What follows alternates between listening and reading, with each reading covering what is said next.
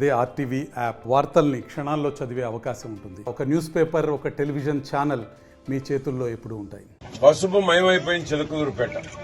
నేను 6సారి నామినేషన్ వేశాను.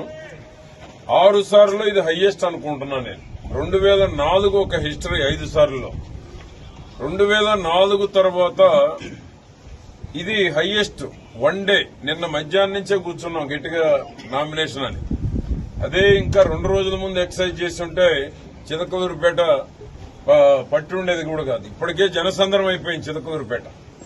పసుపు మయమైపోయింది. ఊళ్ళకు ఊళ్ళు గదులు వచ్చాయి, ఊళ్ళకు ఊళ్ళు గదులు వచ్చినాయి.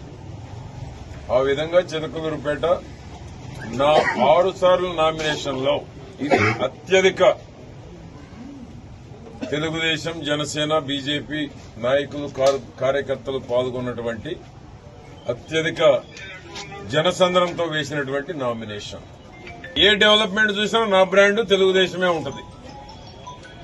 అటువంటిది ఈ 5 ఏళ్లలో, గడచిన 5 ఏళ్లలో అవినీతి మంత్రి ఎంత దోపిడీ చేసింది. ఇసుక కావచ్చు, మట్టి కావచ్చు, మైనింగ్ కావచ్చు, గ్రానైట్ కావచ్చు, భూదందాలు కావచ్చు, రేషన్ బియ్యం కావచ్చు, సిటీ కేబుల్ కావచ్చు, ఏ వర్గాన్ని వదిలిపెట్టలా, ఎవరిని వదిలిపెట్టలా.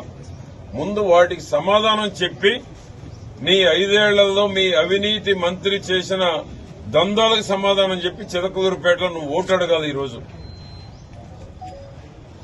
అవన్నీ మర్చిపోయి నా మీద ఏదో అసత్యాలు, ఆరోపణలు. ఒకసారి గెలిచారు నా మీద అబద్దాలు చెప్పి.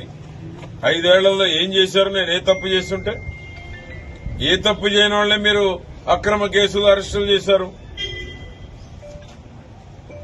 ఆ విధంగా ఇక్కడ వచ్చినటువంటి చరిత్ర తెలియకుండా వచ్చి ఏది పడితే అది మాట్లాడితే నేను హీరోని అనుకుంటే ప్రజలు రేపు ప్రజాకోర్టులో